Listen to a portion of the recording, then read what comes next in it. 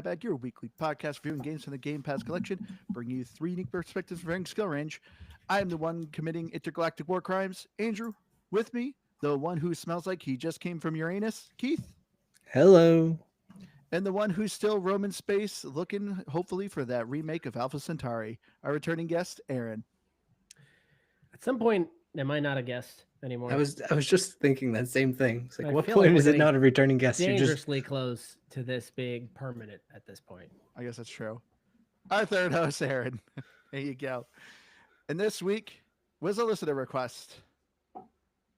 I didn't bring the list up. I'll say it out in a second as soon as I pull it up. But we played probably, I think this is next to City Skylines, the oldest non-first party game that's been on Game Pass. And we played Stellaris by Paradox. Yes, by Paradox. Paradox sounds right. Stellaris is a 4X strategy game, but unlike most 4X strategy games that are turn-based, Stellaris here is a real-time 4X strategy game. We are playing various alien civilizations. You can be random. You can select it, change its perks around, but you are essentially filling up this galaxy, trying to expand, exploit, exterminate, and explore. Which I did not realize. Did you guys know what that 4X means? I was just No. about to ask you actually. I know I know what style of game it is, but I actually had no clue. In fact, the first time I had heard it called 4X was recently because Xbox had that. I always want to call it Ava game, but it's not Ava. Ara, Oh, our History Untold, yeah. which is a lot of fun. We should have played that one instead. Isn't that on PC only though? Yes. It might be. It might be. Yeah, I don't think. Yeah, we it's Um, coming to could run that console one. soon, but not out yet. But they mentioned it was a 4X game, and I said like Civilization. So then I was like, oh, okay, that's what. But I don't know what it means. I just know that that's a thing. Oh, but the listener requested Stellaris is fast. There we go. I found him. Wanna make So I get fast. credit. Yeah, you were very quick on that. Very prepared. But yeah, I never knew. I always heard what 4X was. Like it's like, oh, it's a 4X strategy. Like I've heard that style before, but I was like, you know, I'm actually gonna What look. is it? Spit it out. Oh, I thought I already told you. No, you were looking up a name or something. Yeah, Spit you it were- out. you're What all does over the 4X place there. mean? Well, it's misleading because it doesn't start with X's, but it's a Oh, expand, exploit, and exterminate. That's what 4X means. that's only 3. No, Expand? explore, expand, exploit, and exterminate. Oh, okay. Explore and I thi- exploit probably sound I the think same. you. I I'm gonna think be you cut honest out with you. briefly on one of those. That is wildly disappointing. I actually wish you didn't tell me that. That actually kind of, for some reason, I always kind of interpreted it as like a grid style, and That's what. Yeah, that's what I always thought too. Like That's- 4x4 almost. Yeah, I almost thought that that's what it was more in reference to, not something really stupid like that. I mean, but it's a good description though. No, I'm gonna ridicule an entire game category. You guys need to rename 4X to something better. Because really, a Civ-like. 4X game, it really, when you think about it, it's an RTS game. It's an RTS. No, Like, Civilization, isn't it? okay, it is an RTS in its bones. Like, that's what it is. With just maybe another added layer on top of it. That's all really a 4X game is. And I'm Yes. okay with that. I'm okay with that. I think the only reason why it's not okay, actually, you can make an argument that Stellaris is more RTS than any of the other 4X games. I mean, Yes. effectively, it is. There's no turns at all. There are no turns. Because That's you the could big argue thing. that that's the difference between an RTS and a 4X game is their turns. Because real time would imply it's continually going. But You could actually make an argument. Stellaris is actually But you can't though, because it fits the 4x's or ex's No, actually. that- It we does. already You determined you that the name you of that- expand, you explore, you exploit, and you exterminate. You do all of those things, and like sure you do that in say. no, in Age of Empires, you don't like. That's well, a real time. can you let me finish? I was getting there. Well, you were so Jesus. slow. You're literally just like it's just like. "No." It's just Oh, like I'm sorry, I don't speak like Sonic the Hedgehog, sir. sorry, so- I took my Andrew's, mastermind Andrew's not earlier. one to talk. It took him like 15 minutes just Yeah, to tell right? us what 4X meant. So go ahead, Keith. So yeah, like while you do that in StarCraft and Warcraft, and yes, Age of Empires, it's on a very small map. Like, and yes, you can play the large maps, but it's not intended to be like a grand picture, like grand game. It all happens very small, and I think that's the other big difference there. That It's says who? you. Says RTSs have to be on smaller maps. I think that's just Okay. what makes the genre what it is. Like, ooh, who's to say if an FPS has to have a team deathmatch in it? Okay. Oh, that's come on, you do. I'm gonna go a layer further than this. Remember Rome Total War? Yep. Would that be an RTS or would that be a 4X? I'd say 4X. But what I'm Pretty saying big map, is it's about but also like small. but my point is that like the quote unquote explore of say Age of Empires isn't really exploring. That you're playing set maps, you know where everything's. The only thing you don't know is what the other person's starting location is. That's the only thing you don't know. You're not really exploring per se. You're expanding and you're exterminating, but there's no like I feel like at least in the ones I can think of, you know, Civilization, Stellaris, part of the exploit is exploitation of people in that they all have the like democracy type of things or like government and other factions and stuff that you're interacting with on a government level, not just you know waging wars, not just like you're at battle with them and that's that. Like Age of Empires, you're either at battle with someone or you're not. Like yeah, but there's an exterminate in there, which means that's a core part of it. You do need to exterminate, but you don't have that like faction based like government type of aspect to some of these like StarCraft, Warcraft. That those are your real time strategies. They're very diplomacy. Thank you. I knew there was a better word and I just couldn't come up with it. Government working. Sorry to interrupt again, Katie. Well, you know, I had to get my words out quick enough to make sure, so I was just going with whatever came to my head. All right. Well, I'm sorry for derailing this already. I feel like the past handful of episodes we've had a discussion about genre defining. Me. I mean, let's be honest. I think that's what. Aside from Andrew explaining Stellaris to us, I don't know. Well, let's get into this. Go ahead. Like, all right. So, Gamer Pass. This was all right. So, like I said, this is one of the oldest games that have been on Game Pass, and it's not a first-party game. So, like I said, the other one I think is City Skylines. Might beat it by like a week, but this game has been on Game Pass since year one, and I've been playing this game since year one. I mentioned in the Tectonica episode where like there's a handful of games I play that I absolutely love, and I'm like, I don't know if we should do an episode on it, but they're like my gold star games. Like this is one of those desert island games I could play this game a ton of. So, needless to say, Stellaris is a must play. I love this game. I already kind of like, and I wanted to do this with you guys because we're all huge Civilization fans. You know, we've been playing Civilization since 3. You know, we love that series. So it's like, okay, this is Civilization in space. I'm curious how you guys are gonna like it because I said it to Liz and she said it was rude that I mentioned it. I was like, I don't think Liz would play this. I don't think she'd understand it. But then she did admit that she didn't understand Civilization. So for me, as I said, this is a definite game. But I have a feeling I know where you guys are landing. But yes, Stellaris, it's hard to learn, but it is well worth it. Yeah. So okay, we said here at the beginning of the episode that I'm essentially becoming a permanent fixture here on this podcast, and obviously I'm replacing Liz on this podcast, and she's supposed to be the noob. I'm not really a noob, but I really am, because I kind of like have these very specific niche of games that I enjoy, and then the other ones I kind of struggle with. Now, Civilization, it's funny that you mentioned it because that's the whole part of this episode is you knew we liked Civilization, and you think this game is like Civilization. Yes. Civilization is the first game that I can remember playing so much that when I would close my eyes to go to sleep at night, I could still see the screen. Like I almost had a fever dream from playing so much of Civilization. So I love Civilization.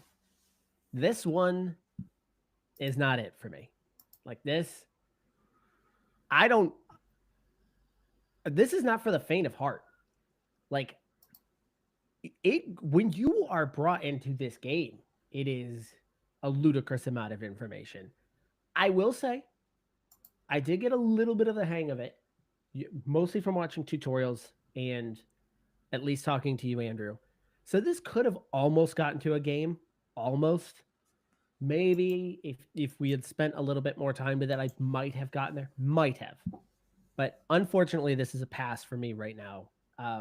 We'll obviously get into the details here, but this to me was a monster of a game. Yeah, I mean, I don't. Did you have the gold edition that I had, Aaron, for Civilization 2? Or did I give it to you? Because I think I had pirated it. So possibly. And then there was one on Game Pass recently. well, that one too. Yeah, that was good. That one was awesome. I was just thinking back to like old days because that was what I used to play forever. And I've brought this up countless times on the podcast, but I loved Civilization 2. That gold edition, in a weird way, I feel like it shaped everything. I don't know. There's something about video games, and I think it's kind of what I didn't think I would like about Marvel Rivals, but I did. It's like weird crossovers of things, and I think back to Civilization, and it's completely different in this aspect. But like there's fun scenarios, and I had so much fun with all those different builds and mods they had. It was a great time. But like you, I didn't find I had a great time with Stellaris, and I think part of it is the lack of real time, or the more real time, not turn based, that I just like I can't keep track of when I shouldn't be running clocks. And I'm sure I could have gotten used to it, as you said. I just don't think I would have wanted to. This isn't a pass of a game where I'm like, oh, I just didn't like this. It's just I just could not get into it. It felt too confusing. And even if I wanted to, I didn't like the pace of it. Like, oddly enough, I meant to look up the exact name of it, but there was one day I downloaded this free to play game. It was like Hades Storm or something like that, and it reminds me of that Very was like a name. Yeah, but honestly, it's like a free to play mobile version of Stellaris. Like, you're moving ships around and you're like setting up little bases around this thing. I remember you telling me about this. And it says it's like the one difference that I recall, I never got far enough into it to actually play it, but it claimed to be like an MMO on some levels.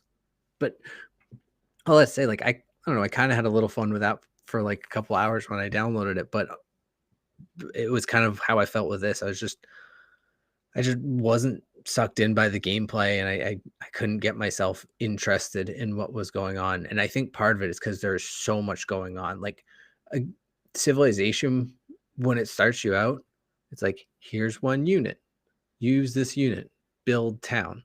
From town, and it like, there's much less steps. And this is just like, hey, here's 6 planets, but you can zoom out and here's 6 star places, and then you have 3 ships, and you have to figure out what the ship. And it does the tutorial is a great job. I'm going way long on my intro here of a pass, but like, the tutorial's great, and they do try to help you out a lot. It's a lot. Yeah, I wanted to get your guys' aspect of the tutorial because, so like I said, I've been playing this game since day one. And actually, way back in the day, this game was way different. If you think this game is complicated now, you should have played it back in the day, because like there was way more resources and like way more things you had to manage. At least now they give you a lot of options to automate a lot of things. So it's like, okay, so you can kind of turn things on and off if you don't want to deal with it. But come to think of it, I actually did play. I don't know how long ago, but there's a save pile when I loaded in today. I noticed it says it's not compatible with the current version. Oh, wow. It goes Yeah, back. so that was the old version. So there was a time I tried to play this. I think we were going to do it for the podcast, and we didn't. I don't know how far I got in that one, though. Probably not very. Probably not. Because I think your total playtime I saw was like 8 hours or something like that now. But I just wanted to say too that this game has a 4-star rating on the Xbox Store with 2.3K reviews. So, I'm not the only one who really loves this game. I may be the only one who loves Tectonica, but I'm not the only one who loves Stellaris. But getting into the story of Stellaris is, a typical Civilization, typical 4X game. So there's no exact narrative, but you, of course, are picking your alien race that you want to be. Or humans. You went with humans? Humans are the most boring. Yeah, there's humans. There's robots. I like the bird people. I did. I was playing the platypus. Were any of them xenophobes? No. I don't think so. See, one of my favorites to play is the robots because they just hate everyone. They hate organics. They just want to kill everyone. So if you're luckily in a game with another robot, you guys are almost guaranteed to be allies. And whenever you like attack planets, they don't even like try to integrate the populations. They just exterminate everyone. So they're actually kind of fun to play. And there's also less rebellion because they're robots. But yeah, so it's very just story driven of like what you're doing, little choose your own adventure. Because as you're exploring star systems, you get these little vignettes of, hey, you found this technology. What do you want to do? And you get to kind of choose your own adventure. Do you want to dismantle it? Do you want to investigate it? Do you just want quick rewards now, or rewards that kind of progressively accumulate over time? So there is no overall narrative when it comes to Stellaris. But as I said, each civilization kind of has their own unique abilities in different ways you're playing.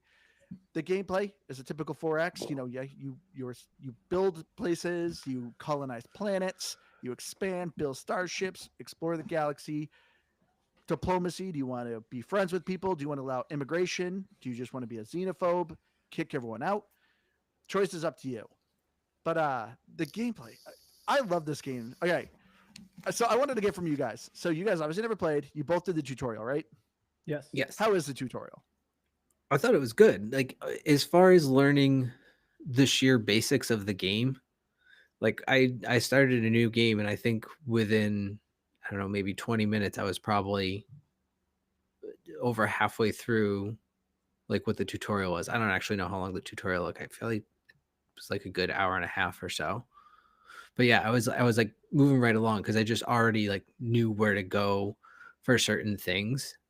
I think what I found the most overwhelming is like, I know I always talk about roguelikes and I always bring it back to it, but like, when you're picking these randomized events and it's like, how do you want to handle this? I'm like, I don't know what most of this means, where it's like, oh, to the less production of happiness makers. And I'm just like, and obviously that's stupid because that's pretty easy, but you know what I mean? Like there's all these like different things. I'm like, I don't even know what my civilization's traits are to begin with. I don't understand how those operate. So like, what should I be thinking about trying to do as far as what option should I take? So I'm just like, I'll do this one. It has the least red options. So I think that's probably the least bad.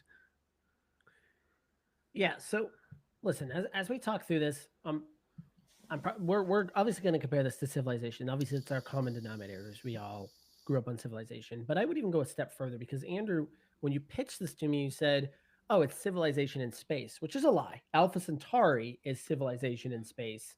This is civilization on an alien planet. This is in space. This one, to me, is a 4X style game on crack. When you initially load into the game, you've got maybe like 6 clickable things, whether they're a ship, a spaceport, or a planet. You then at the top have like 13 resources, 13 different resources up there. And you're like, what the heck is this? On the left side of the screen, I have like 20 different things I can click through, whether it's ships, whether it's the government officials and leaders and science. And and so here it is. The top and the left side of this are just a ludicrous amount of information. Don't forget about the left side and the bottom too. Yeah, it's literally it's this whole thing. So I'm like, I mean, immediately when I load in, I'm like, what is that? What is this? And I'm just clicking through everything, and I'm like, what am I looking at right now? Like, I don't even know what I'm looking at. I actually am curious, Andrew. Can I pause you a quick second? What did everyone play on? I've done console and PC. Okay, that was console. Funny that you say that. I played it on PC. Okay. It's just a little bit easier during the day to play it on PC, which is a whole other issue. I do hate this about Game Pass PC. I have a gripe with it, and that when you install games, you still have to install the game's launcher. So now I have like this Paradox launcher. What also sucks about that is I got achievements. They won't give me those achievements. It doesn't rack up my time. It doesn't because I'm on a launcher. I'm not on the Xbox. It does the same thing when you play Diablo because it loads the Blizzard launcher. So you're No, that can't be Playing it right. on PC. I have achievements for both of them. Hold on, let me look it up while you It keep wouldn't talking. give it to me. So I don't know. Maybe I'm doing something wrong because I guess when I was loading it up, I wasn't loading it back up through Xbox. Maybe because I was doing it through just the whatever. My point is, yesterday I streamed the console version because I was like, you know what? How the heck does this game work on console? Because there's such a ludicrous amount of stuff going on the screen. So many, like, it feels like this is made for a mouse. It was made for a mouse. It was a little bit better on console, but not by much. Do you remember when StarCraft came to the N64? Do you guys remember that? I actually played it 2 weeks ago.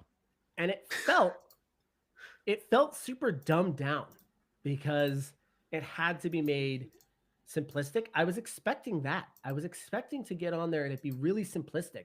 I was surprised that it's not that far off from what the mouse and keyboard experience is.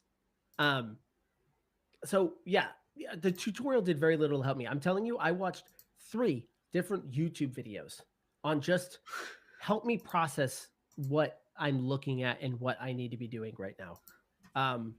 That's how much of a nightmare this was. It took 3 and I was still very lost because I probably needed to pause that, do those steps, then come back. Yeah, this is a nightmare for me. But Andrew, I've got a question for you. Yeah. How do you just generally play this game? Do you do the way out solar system view or the entire space view? Yeah, or majority of the time.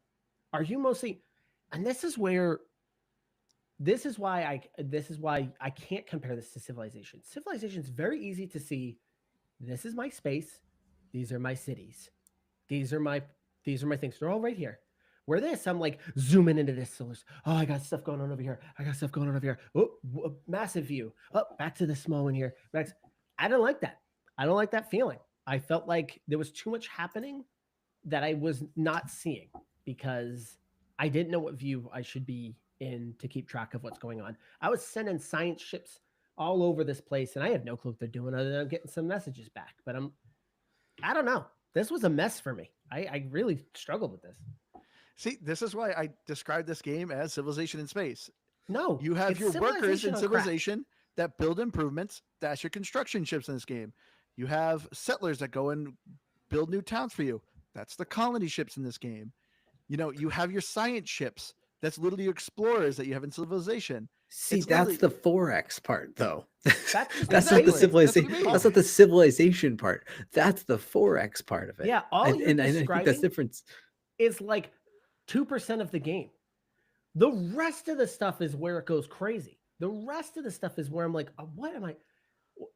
Different resources. You need that in Civilization. You can't get gunpowder units unless you have gunpowder. To me, in Civilization, the politics were very simple. You'd border up against somebody. You'd have to meet them. It's a very quick conversation on how you feel about each other. Done. This, I've got like elections going on, and I'm like casting votes in elections, but I'm like, what?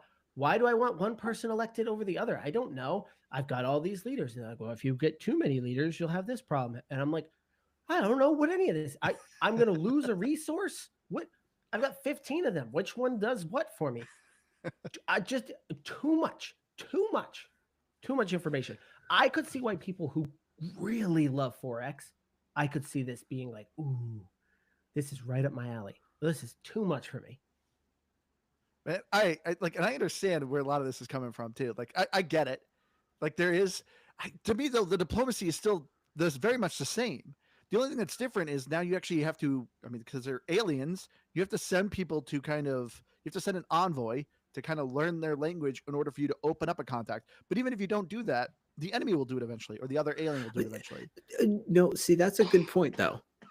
I just kept getting pop-ups that were like, it's failed, but don't worry, they've tried, or something along those lines. Like, but with the envoys, like it said I just kept failing at it. I was like, I don't know what I'm failing at because I haven't said to do that. It's just it was failing at something regularly, and I think it was that. I think it said something about envoys, and I get it. Like I said, I get what you're saying of like, yeah, it's because I think the difference of how Aaron and I played this is I went into it and I went, holy crap, this is a lot. Like all the resources and all these things. But I went, I'm not going to try and figure out what those are. I'm just going to try and figure out how to play this game. And I literally just followed the tutorial, and I was like, at least starting out, as far as it was just like, click this button to do this. And I was like, that's what I'm going to try and figure out to do. So I think that's where I wasn't as mad about it. And I don't think you're like angry, but like it didn't bother me. I was just like, I just don't know if I could ever get into this. I don't like that high level of resource management. I think I just, as you said, we're obviously going to keep going back to Civilization all the time. I think Civilization, and maybe it's just because I've played it, I put in the hundreds of hours I needed to learn what I was doing, and it's a ingrained memory at this point. But it's like it's a simplified version of it. Like, yes, all of those things exist, but it's especially in the older ones, there was like 4 things you had to collect, maybe a few more, and as you would level up into like new civilization or like new ages and things like that, those resources would just evolve into whatever new resource that you needed them to be. And so it was just like, this was a lot. I just said I would run out of some resource, it'd be negative, and I think I figured out one of them, which was what, consumer goods. Yep, I learned what that one was because I kept running out of consumer goods. And it's like, yeah, just, I don't know, give the people what they want. But I didn't have the things to give the people what they wanted. I don't know where I was going to get them. Couldn't tell you. I was exploring the universe, but I couldn't give things to people. There's a market you can buy them if you run out. Yeah. Keith, tell me, did you not notice? It kept telling me. I was like, yeah, you could set it up. The 16th layer of this game is a market system. Did you not know that? Well, and so this is the thing, right? Because it's like you can set it up as like a recurring, contract, or it can be a one-time trade. In Civilization, and maybe probably other 4X games too that don't have the real-time aspect to it, I have no concept of what a month is supposed to be in this game. And it's like, because I'm constantly changing the game speed because I'm like, oh, okay, I'm just exploring a bunch right now. So I'm going to put it to high speed, but now I'm going to go and I'm going to manage this little area. So I'm going to slow it down, or I'm going to pause it altogether. Then I'm going to forget that I paused it, and I'm going to wonder why the heck nothing's happening. And then I figure out it's paused. It's just, in Civilization, I have 10 units. They do 10 moves. I hit end turn. And then the computer does all their things, and I repeat. It's a closed loop, and I can envision it, and I can repeat it, and I know what I'm doing. This game just, it's daunting. And like Aaron said, I totally get why you love it, Andrew. I almost called you Aaron. I get why you love it, Andrew. I get why people who really, really love this style of it. I just, yowza. All right. You make a good point though with the real-time strategy aspect. I get that of being confusing. As far as like the resources go on top, yes, there is a bunch kind of up there, but just the first 5 is all that really matters. You got your solar credits, which is credits. It's your actual money. You have food, pretty self-explanatory. You need that to feed your people. Consumer goods, I will admit, that's the most confusing. But that you need to kind of turn into more alloy or any other sort of resource. That I get is a little confusing. Minerals are for building your planets, and then alloys for building your ships. Those are the main 5. And then as far as the other stuff goes, I feel like you can kind of ignore it, and it just, you accumulate it, and once you kind of learn what it does, it's like, oh, okay. But it's not something like, oh, I need to focus on this as much. But then you have another tab of like, yes, like 6 more resources that are specialty rare resources that only help later in the late end game stuff. But no, what I love about so much more about this game, as opposed to like a Civilization, anytime I play Civilization, I feel like 90% of my games really kind of play out the same way. And so that's why, to me, I've not that I get bored, but I end up like stomping the computer, and it's just like, okay, Stellaris to me is pretty challenging. Yeah, because yes, it is a lot's going on, but like I actually like the AI in this game, and I love each civilization actually does play drastically different. If I play Civilization, I generally don't feel that big of a difference if I'm playing the Americans or as opposed to the Romans. Like the city names are very different. Yeah, exactly. and yeah, you get like 1 or 2 specialty units, but it's like, okay. But in this, it's just like I said, everyone has different kind of government policies that play out so drastically differently in this game. And that's what I love. Like I just started a new game as a robots, and sure enough, every organic I'm interacting is like trying to pick a fight with me and kill me because I don't like them and I'm just constantly trash talking them. But it's this kind of fun different aspect where you could be the humans and try to gather all the aliens, and you could have easier time colonizing planets. But the end game too is so much fun in this game because you're like, oh, I'm doing great, I'm stomping everyone, and then all of a sudden it's like, hey, a wormhole opened, and now this neutral, like, universal threat is entering the galaxy and just decimating everyone. And so then you could either ally with the people and try to stop this threat, or let the threat kill the other people and you swoop in and to wipe them out. It's super fun. So everything you just explained, like if I were going to summarize it in like one succinct sentence, it would be like, Awesome. so this game is like a 4X on crack. That's Would what you I say? said. That was the point. That's my point. All right, because That was exactly. Here, all right.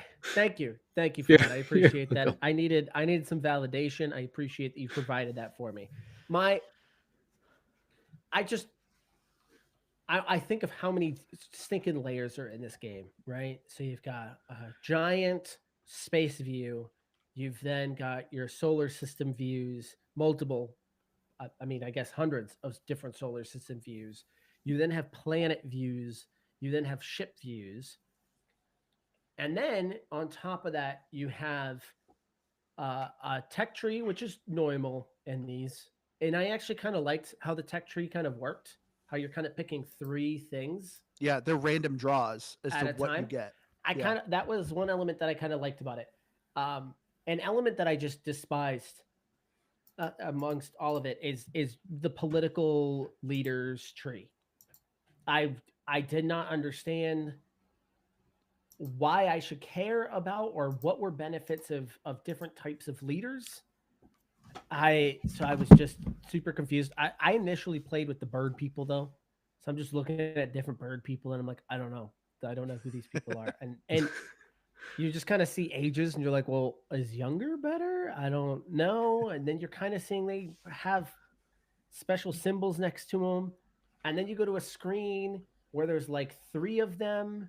They're like advisors, and then you're picking like I don't know what they were called, but they're like your agendas. Oh yeah, like, councils, your council agendas. Yeah, I don't know what any of these are gonna do, so I guess I'll do that. I'm not really hearing anything from the planets, so I have no clue if the planets are doing good. I automated that stuff, but I have no clue if people are doing good there. I don't know. I don't know how many people live there. I don't know. So even when I'm making new planets, I'm just like, there's too many layers. There's too many dang layers. Too much. So you keep calling it as a 4X on crack. I feel like maybe we should play the other Paradox game that's 4X. So yeah, was this just the more confusing part? Is the fact that it's in space, or No. just too many layers? Too many layers. Because I've heard the other Paradox game that's on Game Pass that I really want to check is Crusader Kings 3. I've heard other people talk really highly of that game. So that's been multiple times. So the space thing didn't help me because again the what you're supposed to be spending most of your time viewing was very confusing for me. Like I think I was spending too much time looking at a galaxy when I needed to be further out, because once you start expanding, but I would like sit in a galaxy and then I just kind of like jump to the galaxy next to it to see what's happening there. Oh man. Do I need to do anything here? And then jumping another one. Yeah. So I mean, that's why I think part of the problem was I think I was probably playing it wrong. And going back to kind of like Keith's point, where Keith sees all those resources and he's like, screw it, who cares? To me, my view is always like, no, I need to know what these things are so I don't screw something up right out of the gate. You know, it always kind of makes me think, and this happens when I play a lot of different video games, where I don't want to waste a valuable resource that I don't know it's a valuable resource. You know, like I don't want to make a stupid upgrade on something because I have it, and then I realize later on, like, oh dang, I really need that thing right now that I just wasted on nonsense. And So when I see all those resources, I'm just like, okay, I need to know what these are because I don't want to burn through these things if I need them. And since there's like 15 I've got to figure out, it's like this is too much, way too much. Yeah, I mean, I get where you're coming from. It is place very of daunting. sanity. That's it. And you know, yeah, I could see why this game has good reviews. Like I don't play this and I'm not sitting here thinking these people are idiots, but I'm like, oh, this game was 100% not built for my brain. So It's I not forget built. I forget what you said. Was it easier or better on console or PC? It was barely easier on console. Barely. It was still pretty complicated. You know what I was having the hardest time doing? Again, really stupid, but I was having a hard time on PC, and I thought, oh, this looks easier on console, and it really isn't. And that's assigning a leader to a ship. Like I had a science vessel, then I'm like, okay, well, I want to send this thing out. Let's figure this out. And it says there's nobody there. You don't have anybody assigned. And I'm like, how do I assign them? You would assume you just click on the big empty box that says Empty no leader, no leader. no leader assigned, and you just click on it and you have a list of leaders you can click on. No, and even on controller, it was like A was like confirm or something like that. I'm like, what am I confirming? You just close it. I'm like, so I open it back up and I'm like, all right, there's got to be a way to just assign somebody. I'm here at the ship. Nobody's assigned. Let me assign it. And I'm clicking around right bumper, left bumper, looking through the things on the ship, but I can't see anything to assign there. I figured it out on PC earlier today. I couldn't tell you how I did it. I like came into it by accident. But on console, I think it was the bumper, wasn't it? Because there's Huh? a manage tab when you go to the ship. There's a manage tab, and you'll have another one of those leader boxes where it says no leader, and that one you can click on, and then it gives you a list of assignable That leaders. was the one I was clicking on. I was on the manage tab. That's where it shows you that no one's there, but there was nothing to like. There's nothing to click on to put somebody there. So I think Maybe I you had just to go didn't to have a any different leaders. screen. Huh? Maybe you just didn't have any leaders. That available. might have been my problem. But how do I know that? How am I supposed to know? Why doesn't the game say you don't have any? Would you like to get one? Instead, I'm just like, I'm stuck in this menu saying, how do I get somebody into this dang ship? And I'm telling you, it's just very frustrating. And even then, if I'm putting a leader into a ship, what am I supposed to know about them? What is the relevance of saying this is the right person for this ship? Because this is what I want them to do. I could just put anybody in there, right? Yeah. Then why give me that step? See, why does that step exist? This is why my willy-nilly just go at it approach was perfectly fine. Apparently, because I'll tell you, because one thing I think I figured this out faster than you did is I actually pretty well figured out that you just don't bother going into the galaxies on a micro level, at least from where I was playing in the fairly early on game. I think that's where I was screwing up. Once I figured out that I could zoom out, and I think it shows you even in the tutorial, honestly, but I wasn't fully paying attention at that point. Is that so maybe hot tip, I guess, for listening to the tutorial, but also is just you can send out and say like explore this whole area. Yep. So that you don't have to go individually click all these things, and you can chain the orders, but why do that when you can click one button? And then when I figured out the same thing with like the construction ships that could just be like, okay, go build this in this territory, or build the mines, and it would just automatically build that chain for me. I was like, oh, this is so nice.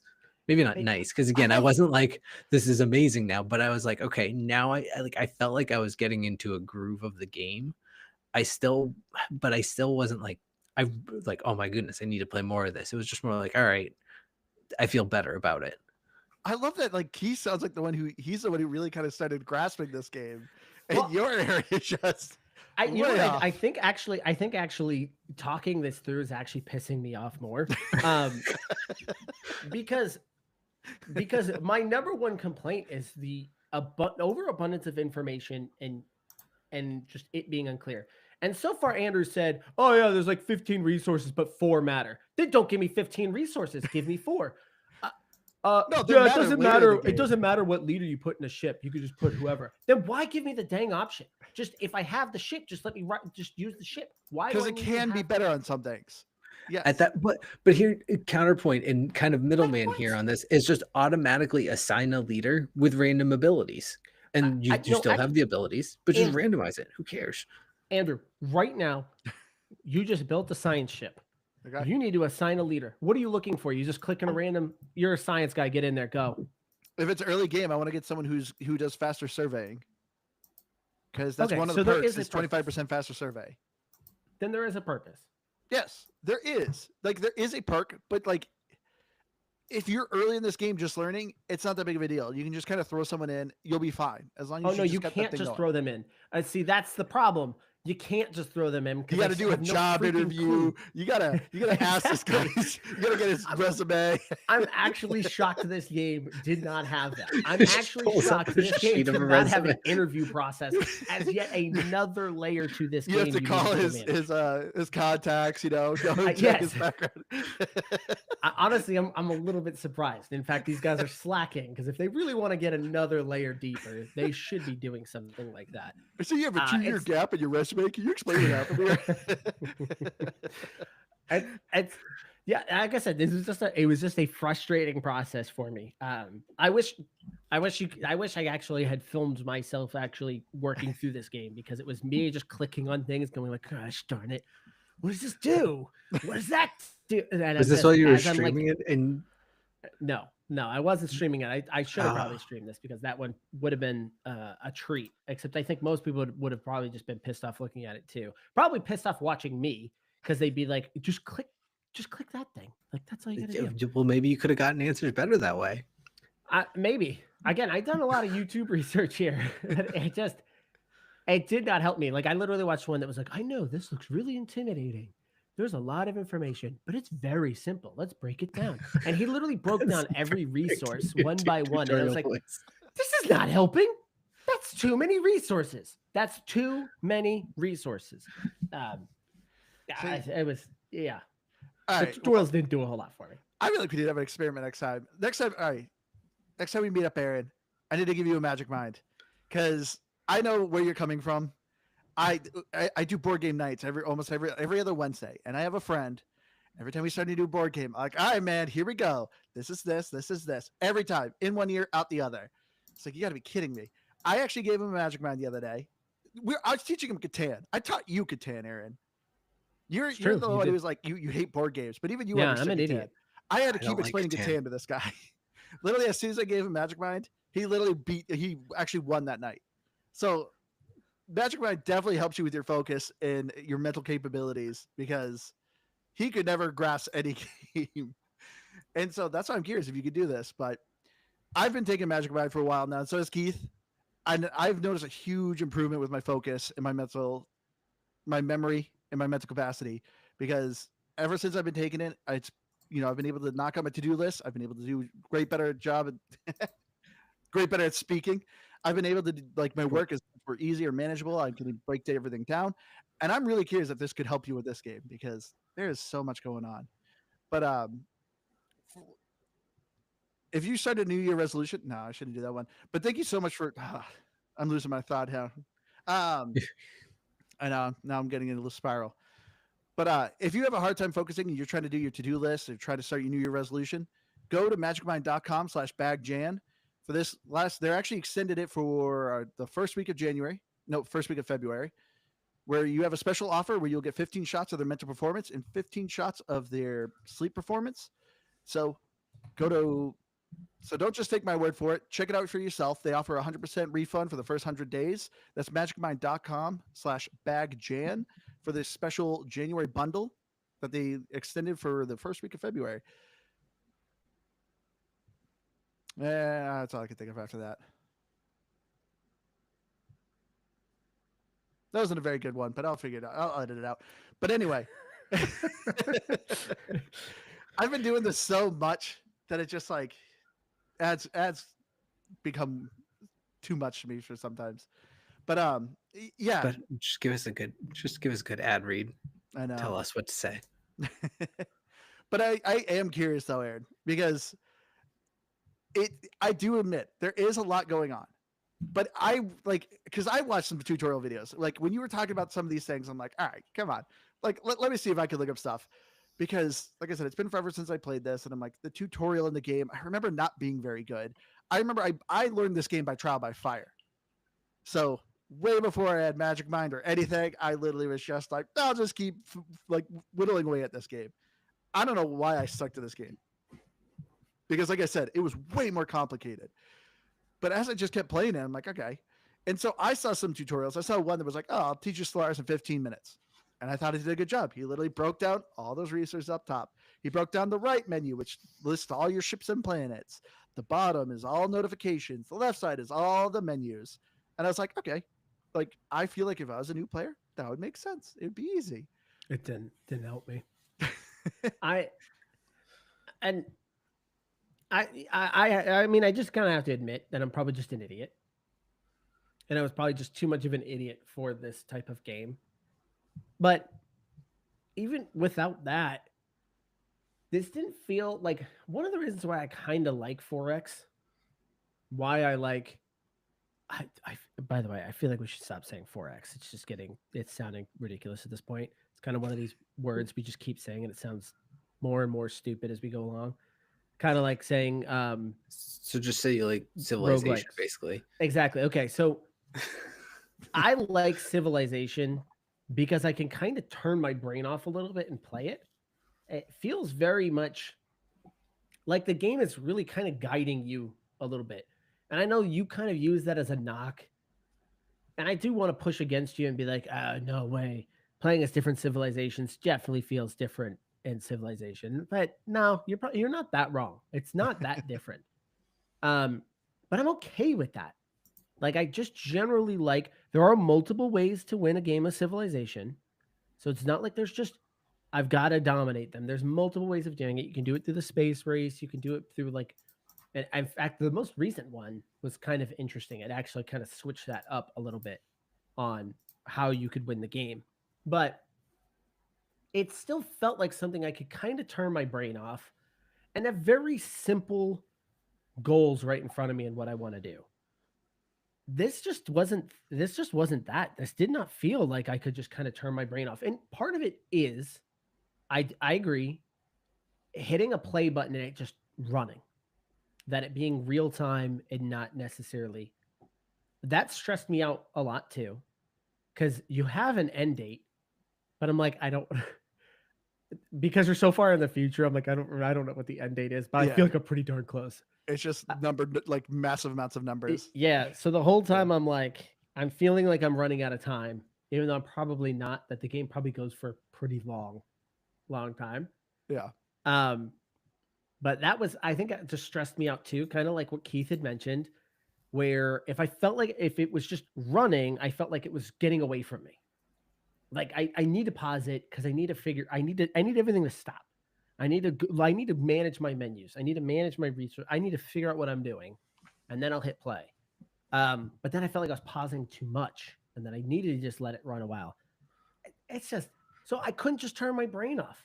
I couldn't just sit there and go, all right, we're gonna expand, we're gonna exterminate, we're gonna explore. I don't remember what the last four or the last X was, but I didn't feel like I could do that. I felt like it was too much. I was managing too much. I don't know if you just got mad about us calling it 4X and you had to bring it up. No, I was explaining all of the X's and why I love the X's, and I couldn't remember the last one. It. But okay, but this is also kind of my argument though, because like I do love Civilization. Me and Keith, we covered it was 6, Civilization 6. I played it that one time. Honestly, I think I'm good never picking that up again. No it's way. Still Civilization. If it came back to Game Pass, I would play it again. I loved it. Because how many times have you lost a Civilization game? Maybe never. That's kind of my argument. Yeah, but you can change the difficulty on that stuff. But it's just, there's not much difference when it comes to strategy and like how you're playing the game. Yes. I don't know if I wouldn't say that's true either. It's probably wholly dependent on the type of map you're in. So for me, like I like Civilization, but it's just I've grown up playing it, And that's why I'm curious too of Okay. like Oh, hold on. How many times you die in Stellaris? a lot. You suck, Andrew. I didn't die once. I have over like 5 days of game time on the console version, but I think I have like a day or something on the PC version. This game was early when we did this podcast. This was my podcast game because you don't really need audio. So anytime I was editing an episode, I was playing this game. I would have it up, be managing my thing, and if I need to make an edit, I could pause the game, the time, and just make the edit.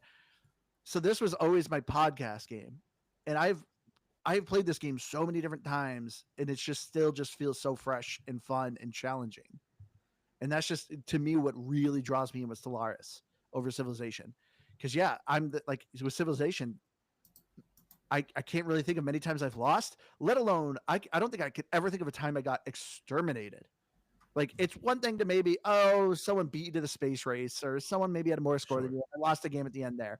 Okay, but I made it to the end. In Stellaris, there's a lot of times where I don't even make it halfway through the game. It just, a very powerful race didn't like me, and took me out. Like, so you're telling me you're not excited for Civilization 7? It looks like Civilization. Is it I'll coming play to it. Game Pass? I'll play it. I'll enjoy it. I don't know. That was short lived on Game Pass. That felt like It really was. It was almost like an advertisement. Yeah. It was like it felt like it was like just 6 months, because I remember I was like hooked, and then I logged on one day and it was gone. Yeah. Well, no, there's Stellaris here to fill the void. I know. All right. Well, this is where I've only played it briefly, and I played it on PC, but that Ara game, Our History Untold, was much more like a Civilization. Yeah. It's very similar in a lot of ways, with maybe a few more added layers. Actually, kind of how your map builds out is a little bit more interesting. To me, that feels like that's far more my speed. Like that's going to be where I would find a lot more joy. It wasn't here. This was too much. But we can at least get into the other aspects of the game. So audio, the audio, I gotta say, I love the music. The music in this game is really nice. It's very space opera. Yeah. It's very soothing and relaxing. It's just, and you could easily change the soundtrack, and you could even take some songs out if you don't like them. I love this game soundtrack. I've listened to it a lot. It's very relaxing. It's honestly, if you're in school, it's a great study soundtrack too. But yeah, it's all instrumental. It's Is it it has like a music player. It's a good question. Yeah, and you have an advisor. That's the only voice acting you get to hear is the advisor, which you can change him mid game, depending. Which the advisor too naturally changes depending on your population's like stance. So if you're a democratic society, he's kind of a more soft spoken. If you're more of a dictatorship, authoritarian or one of those, or xenophobe, it has a different voice for each kind of aspect you are. But you can also just change it mid game too if you want. But I will say the thing. So graphics wise though, I love it. I love the design of the world. The spaceships are super cool. They're very different depending on each species. The only thing that I think really sucks about the graphics are the alien creatures. They're these weird, goofy, like 2.5 cardboard cutout creatures that just have a weird, awkward animation of literally a cardboard sign of someone literally wiggling a cardboard sign. And it's just like, this is kind of lazy. Which that's my biggest disappointment. It's literally just like an alien just being like, oh, it's just like, all right, cool. The Stellaris soundtrack is on Spotify. Oh, that's nice. So the music's fine. Like it sounds nice. The graphics is just not a lot to look at there. Even if you kind of zoom all the way in, like I was watching some of my ships do their thing, like building a spaceport and stuff like that. It's like, okay. I don't know. When you zoom in the black holes, when you zoom into like the supernovas or a spaceship battle going on, it's really cool looking. As opposed to Civilization, where it's literally somebody running up and going, hitting someone with a stick and then running back to their space. Yeah, but I don't think that's necessarily what these games are built for. And that's why I would argue that this game feels far more like a real-time strategy than it does. I'm not even going to call this what type of game it is, because I refuse to say the word anymore. But Civ-like. Civilization adjacent. yeah. So that's why it feels almost a little bit more like a real-time strategy to me. And that's probably why I like it, because I love real-time strategy games. And that's why, as I was playing this, it's like, oh, I totally see why the Andrew loves this. Like, I already knew, because you've talked about it for years, and I was like, I get why Andrew loves this game, but it's just not a game for me to get into, I don't think. But yeah, the soundtrack is really cool, and the, I don't know, the graphics, like we talked about. I'm with Aaron. There's, I guess maybe if you zoom into some stuff, there's some cooler animations, but at the end of the day, like this, there was never a point where I felt like I was playing this about graphics. I was playing for the gameplay, like I'm playing a board game, but just in real time. You guys like to play in the big space view. Yeah. So it's even less. It's even more empty. Yeah. It's just, it's very like just like there's relevant. pinpoints around there, and I don't know. I guess in theory, if you get far enough out into space, I don't know. They say that everything's very far away. What I don't get it. I look out at the sky and I see stars everywhere. I look at this and I'm like, I see like 25 points at a time, and it's very empty and kind of bland and boring. And I also didn't think any of the space creatures looked all that crazy. And I don't know. There's like platypus ones, and then there's like the bird ones with 6 eyes. They were all just some weird, like, kind of mutated animal, and a couple like a giant blob. Yeah, that part was kind of funny to me, that it looks like they just would like take an animal and then just make it an alien animal, and it's like, there you go, we got a race. Yeah, like whatever that word is. I don't know if I said it right. No, anthropomorphize. I meant to say anthropod. No, anthropomorphize. Oh, anthrax. Yes, anthrax. Got it. Whatever the word is supposed to be, kind of making them humanish. Animorphs. Just add like yes, animorphs, but like halfway, where it's got 6 eyes instead of 2 eyes. They were kind of neat looking. They need to bring back animorphs while we're on that. So that's actually the whole purpose of this episode. Bring back animorphs. What we're trying to get to here. Remember animorphs? Bring those back. I will say, I like anytime there's very little loading in this game, but they always have like this kind of cool concept art, and I love it. It's super cool looking, but it's not really what you kind of do into the game. It's like people exploring on a planet. When did these games ever have loading, Andrew? Literally when you start the game up. Did you always just quick resume the game? No, this had a loading. Like I had to load to get in there. There was literally a load progress bar. That's what I mean. That's the only time it loaded, was like in the game, and then that's it. But name another style of this game that has a lot of loading in it. Yeah. Civilization. No, baloney. It doesn't. It has the initial loading. I'm sure Civilization 3 had a lot of loading. It's been a while. I like how you're using that as a positive, as if it doesn't exist with every other 4X game. But that's fine. My McDonald's, my Blizzard was fine because it didn't have any nails in it, so it was really good. Okay, it's top quality. Civilization still happens, and you brought it up earlier. But whenever you do a total war game, anytime you get farther in the late game, and all the computer is doing their turns, that's essentially loading. You're just sitting there watching every little piece move around, and those by late game take like a minute. Yeah, I do want to call a little bit of BS. Just because they do it turn-based doesn't make it loading. You can't sit there and call that loading. It's turn-based game. Like, that's how that operates. No, because it sometimes takes a while to be like, oh, let's figure out where the pieces are moving. Go ahead, Andrew. Tell us what other features this game has. Does it have sound effects? It does.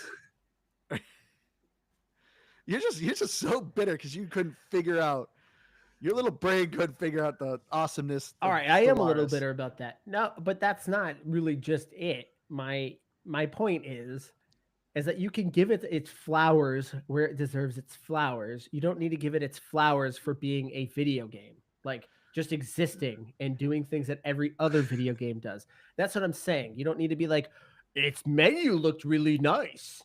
There were things to click on in it. Like, that's not giving it its flowers for anything interesting. That's just thank you for doing the thing every video game does.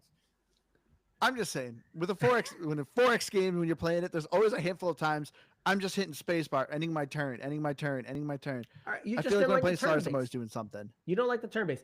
See, and to me, that's a dividing factor for me. I like the turn base. It Which is allows me funny to because just. Andrew I like loves hitting tactics spacebar and games. continuously ending my turn. No, I like focusing on my turn and focusing on what I need to happen here before we move forward. Where this game is just a constant ticking clock, and I don't Well, you know. can pause it. I don't know, but Okay, but all right. So we'll get into that. We'll keep going though. yeah, All right, we will.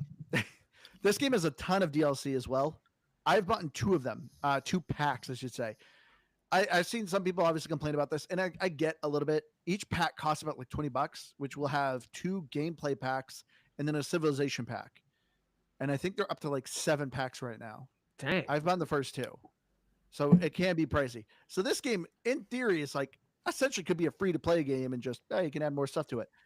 But it's nice because it just does add more content. So specifically, I have one where I can build mega structures. Literally, can build this big old structure for science, a habitat ring. Like there's these kind of cool things. I have like planet annihilations. I literally can build a device that just completely annihilates a planet like the Death Star. So there's these cool kind of fun gameplay moments you can do. And even when you're playing the game, it's like, oh, here's, I think it was the mercenary tab. There was like, you need the mercenary DLC for this. So I see some people complaining like a lot of these packs honestly should just be free downloads. I get that.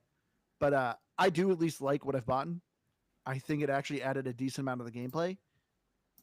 But have you done multiplayer on this? No, and that was what I was hoping to do with you guys, since you guys didn't know how to play this game. I'm like, it'd be great if you would have dominated me in my 3 planets. Well, we could have been allies. I would have been sitting there as a vassal, trying to figure out how to hire a leader to put in my ship, and you would just come over and just take it over. That would not have been a fun experience for me. But I'm actually surprised you haven't done this yet. Because I had no one to play with. Why don't you just play like against randoms? Because I'm sure if I play with random people, I don't know if you can do like a quick match. I think you can only invite people. I bet you can do LAN only. Group. You bet you can what? Looking for group on Xbox. I'm sure, but I don't know. It's just because even too with like Civilization, you need to play with people you know, because each game is significantly long, and if you don't finish that game, you got to get back at some time. So that's why I think it would have been nice, and that's why I think it also was a little more fun with the multiplayer than Civilization, because with the turn base, you just got to wait for the other person to finish his turn. But the achievements though are pretty solid because it's obviously a ton of achievements. I think it's up to 4,500 achievements. Yeah, I looked at that achievement list. It was massive. Yeah. Do they just keep adding them as the new each DLC packs? Yeah. Okay, so that's part of it. So the achievements aren't. Yeah, it's not good for achievement hunters, but I mean, if you're just trying to get like your daily achievement or something like that, it's great. Which isn't a thing anymore, right? It's just what? Daily achievement isn't a thing anymore, right? Because they went away with quests. I think you're right. But either way, no, I rarely contest this because I wasn't going to get a lot of achievement anyways. I show a 0 because I have 0. I colonized a planet. I colonized multiple planets. Wasn't giving me the achievement. Turn your game into Iron Man mode. What the heck is Iron Man mode? When you're now I'm going to turn into Aaron right now. What the heck is Iron Man mode? When you create the game, the galaxy, it specifically says in the top right corner, this game is not eligible for achievements. Big green letters. I just said new game, and it said pick a race, and I said okay, I'm gonna pick the platypus, and okay. So default, stupid. You're not. No over there. This is stupid. So at the very bottom of the list, the default option in this game doesn't default to collecting achievements. I guess now I'm actually annoyed. The bare minimum a game should offer you is, and the default option should always include achievements. That's like starting up a game and it's starting with cheats on. Yeah, before you do, like you have to turn the cheats off. It starts with cheats on. So all Iron Man mode is you cannot have save files. You have one continuous save file. I don't care. That's it. That's what all Iron Man mode is. You just got to turn that on. No, that's the default mode because that's how these games work. and then you can turn that off. That's an accessibility, that's a difficulty that you're like, oh, actually, you know what, I want to be able to save scum this game a little bit. Now I'm mad. See, I'm starting to notice this. This seems to be kind of a trend. Like Andrew, as we've gotten older, seems to gravitate towards really overcomplicated games. Like that's where he's having fun. Like It's the board Tectonica game enthusiast in me. was like this is another version of like Tectonica to me, where it's just like this is just too much. There's too much to manage. There's too much going on. Andrew's got entire factories built doing all these things, and I don't know how to like plug something into the wall. And this is another example of this, and where he just likes the game that's overly complicated, and for some reason puts a ridiculous amount of time into it. Where it's just like, just give me the simple thing. Like, just I want to enjoy the video game. I don't want to turn it into a second job. It's not. It is. I don't know. I guess I can't argue that. All right, but we'll wrap it up here. We'll get our final thoughts. All right, I'll start with this since I really wanted to do this game. Stellaris. I love this game. I think it's a ton of fun. I will admit with these guys, it is daunting, but it has vast replayability. I have so much fun. It's to me, it feels very much. I'm not comparing it to a roguelike, but that feeling you get when you have a roguelike, when you lose a run. Like I said, I've lost a lot of games where I just get exterminated or something like that. I'm instantly like, I can't wait to start a new race. Even though like I just lost 6 hours in that game and lost it all, and I ended up getting exterminated. I'm like, cool, I'm ready to start a new one. I bet I can do better. I got to colonize faster, do this, do that. And every time I notice myself improving with how I'm playing the game. And it's super fun. It is very daunting, but it plays so well. I will say the thing that I think is a little kind of about it is the combat. You are essentially just building a big old group of ships and just throwing them. There isn't much strategy or anything like that with the ships. There is a ship designer. Did you guys ever see that? I did. You actually I didn't dare go into it. Let's go ahead and add the 19th layer to this game. I never got into that. I just said, give me the best parts. I'm good. Design the ship, whatever. I know you can probably make some cool, overpowered ships, but I was just like, whatever. I don't care. Just design it for me. And that's what I like about this game, though, is there's so much you can automate. I generally automated the planets. The planets does have a lot of information and a lot of weird icons, and it's like, to me, the planets is the most daunting thing, which I will argue in Civilization is also the most daunting thing as well. But I let the computer do it. Take care of this planets for me. I don't care. Same with the science. You know, as Aaron said, it gives you a list of technologies. What do you want to do? You can automate that. Pick whatever science for me. I don't care. You can do all that. So I like this game does have a lot of animations you can do with it. If you just want to really more manage your whole empire and do the diplomacy, you can do that. It's just, this game has a lot of replayability to it. And it's kept me hooked. Like I said, it's one of the oldest Game Pass games, and I still constantly go back to this game. But yeah, I'll give it a 89. It's not for everyone, but it's for the people who love it, like me. You will really love it. So I think 2025 is going to be the year of, I get it, but it's a pass. And Stellaris, I get it. I understand where the replayability is. I understand why someone would like this game and all of that it has to bring. It is just, and not even to really, knock it Aaron here, but like I feel like I kind of started to figure it out pretty easily, and I didn't struggle too much with knowing what I was doing.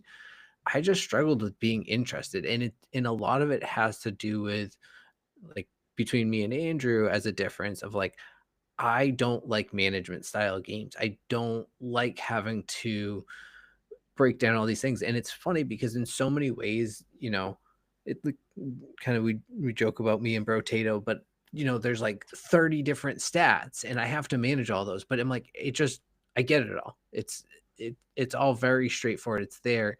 And I have no problem trying to manage that, but give me 30 things that I don't fully understand like this does, and I can't. I get lost and I just don't know what to do.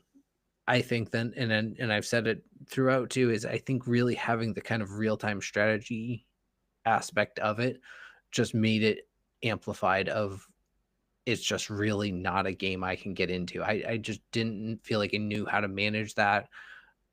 And it was just not even, it wasn't even frustrating. It was just more like, I don't think I'm playing this right. And I don't know, I wasn't having fun.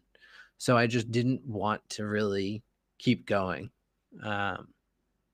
So yeah, I think it's I get why it's really good for people who like the style game, and it's, maybe another sub 2025, I guess, of, yeah, like this is a game I could recommend to somebody who is like looking for this style of game, but it's not a game I would pick up and play myself. Yeah, I'm gonna say 71 2. Wow. What got you from 71 to 72? I'd like to Honestly, hear the process. That's on kind of what that. I was laughing about too. where it's Go like ahead and break that one down 71. for me. No. You heard 71 and was like, wait. I forgot this one feature that gets it to 72. What was that, Keith? The platypus. All right. Yeah, you had an That's the answer. point. Yeah, I do like the platypus people. If you are somebody that listened to this episode and you heard me say 15 resources and you got hot and bothered, this game is probably for you. If you are somebody that heard me say 15 different menus to click through and you got hot and bothered, this game is for you. Of this style of game, this will go down to the bottom of the pile for me. Now, the pile isn't very deep. It's mostly just different versions of Civilization, Alpha Centauri. But in that very small pile, this one is at the bottom of it. It is just very difficult. It's just got a lot of things to click through, a lot of things to learn. It is not for the faint of heart. And if you are somebody that enjoys just turning your brain off to play a game, this one just isn't it for me. I know Andrew says differently. And obviously, I always want to stay away from this phrasing of this just isn't made for me. Well, of course, if it isn't made for you, it's probably made for somebody else. And as Andrew pointed out at the beginning of this episode, this has a lot of great reviews. So I think even when I downloaded on I don't know if it shows it on yours, but on the PC version, when you download it, the icon for the game shows the reviews. And it has like 9 out of 10 for this publication, 4.5 stars out of 5 stars at this publication. So clearly there was an audience for this. But this is just too frustrating, not relaxing. I have to give this a 68. What is it, Keith? Yeah, Keith, why did you just gasp? Give me a second.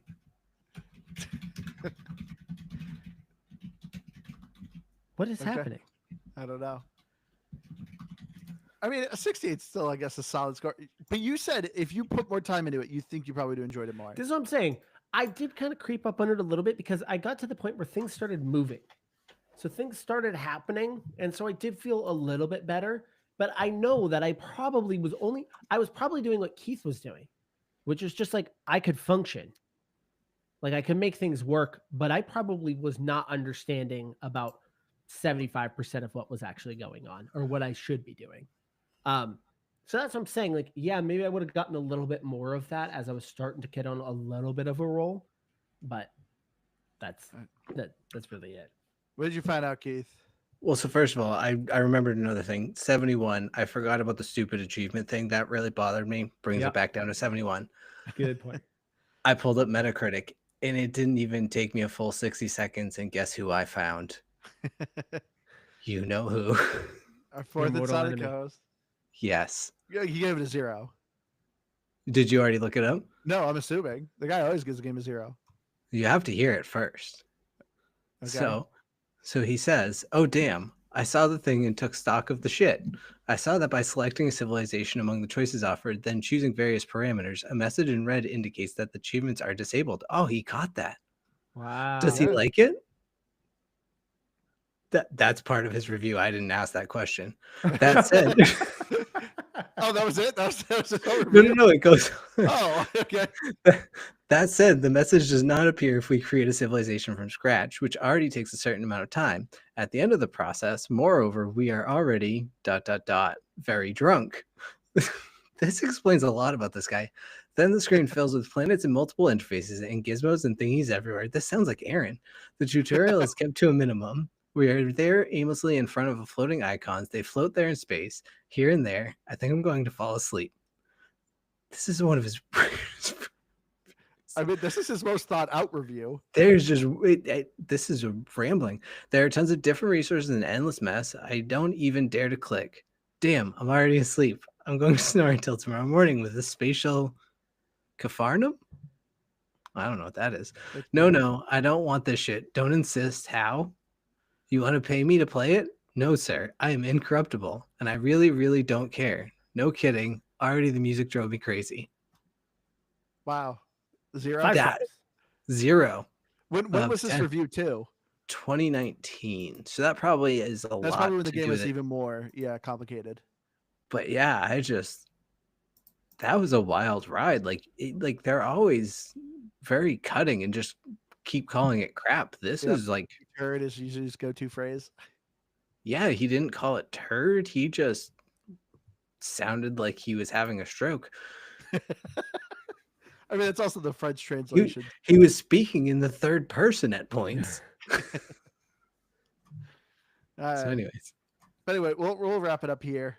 I recommend you check out Stellaris, but I've been your Hardcore Gamer host. You can find me next week's live Firebird01952. If you want to do a game of Stellaris, message me. I would love to play multiplayer sometime. But you can find me, as I said, on Xbox. Go to our link tree or GameBaskGrabBag.com, which will bring you to our link tree. Follow us on our YouTube and all our socials because, we live record these. Love to interact with you people. Come join us on Discord. Me and Keith are pretty active there. And then all of that, Aaron here is starting to stream on our YouTube. So go ahead, Aaron. You can speak stuff now. Yeah, so we're trying to figure out how to do some of this live streaming. So I think I plan on jumping on tomorrow afternoon. So if you are catching this live, I should be on sometime tomorrow afternoon. I'm not really entirely sure what I'm going to play tomorrow. I don't know if we just want to jump into the next game that we're going to review and just play that, huh? Yeah, I was going to say the next game for next week. I could do that. So I will be jumping into Genshin Impact, right? I forgot unless we wanted to change it to Gigantic. Or we could do Gigantic. That also is probably not a bad choice either. I figured you could pick now, Aaron, so it's up to you. All right, so I'm going to pick one of those, and I will probably be streaming that one tomorrow. So if you do catch this broadcast here, make sure you guys follow the YouTube channel and jump on. And I've been Keith. I'm here. I always have been. I always will be. You gotta rate our listener who requests this game. Crap. 91. So 1 point above the base. Yeah, good score. Wait, 92. Yeah, no, 92. Aaron's right, 92. Mostly because it took Andrew so long to find it. Get a bonus point for that. All right. 92. All right, everyone. Thank you all so much for joining us. We love you all. We'll see you again next week. See ya. Bye. All right, so what do you want to do, Aaron? Do you want to do Gigantic or Genshin?